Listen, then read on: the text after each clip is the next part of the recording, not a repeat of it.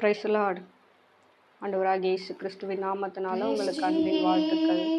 இன்னைக்கு தேவன் நமக்கு ஒரு காரியத்தை கற்றுக் கொடுக்கிறார். என்னன்னா, பரிசுத்த ஆவியானவர் உங்களை திடப்படுத்துகிறார். என்னன்னா பாருங்க, உனக்கு ஒரு எதிர்காலம் உண்டு அப்படின்னு பரிசுத்த ஆவியானவர் என்ன பண்றாரு, உங்களுக்கு திருவுளம் பற்றுகிறார்.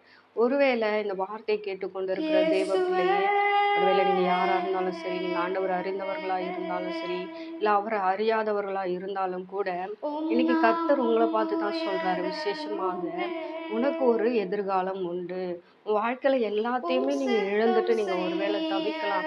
எனக்குன்னு ஒரு நல்ல வழியை காட்டுறதுக்கு யாருமே இல்லையே, இல்ல என்னுடைய வாழ்க்கையில எனக்குன்னு ஒரு எதிர்காலம் இருக்குதா, எனக்கு ஒரு துவக்கம் இருக்குதா, எனக்கு ஒரு சமாதானமான வாழ்க்கை இருக்கா அப்படின்ட்டு ஒருவேளை நீங்க ஏங்கி கொண்டு இருக்கிறீங்கன்னா, நீங்க பரிசுத்த ஆவியானவர் உங்களை பார்த்து தான் சொல்றாரு, உனக்கு ஒரு எதிர்காலம் உண்டு. உன்னுடைய வாழ்க்கையில ஒரு பெரிய சமாதானத்தை நான் என்ன பண்ணியிருக்கிறேன், நான் கொடுக்க போறேன். உனக்காக ஒரு பெரிய எதிர்காலத்தை நான் வைத்திருக்கிறேன்னு கர்த்தர் என்ன பண்றாரு, சொல்றாரு. ஸோ இன்னைக்கு இந்த வார்த்தை கேட்டுக்கொண்டு இருக்கிறவங்களை பரிசுத்த ஆவியானவர் திடப்படுத்துகிறார்.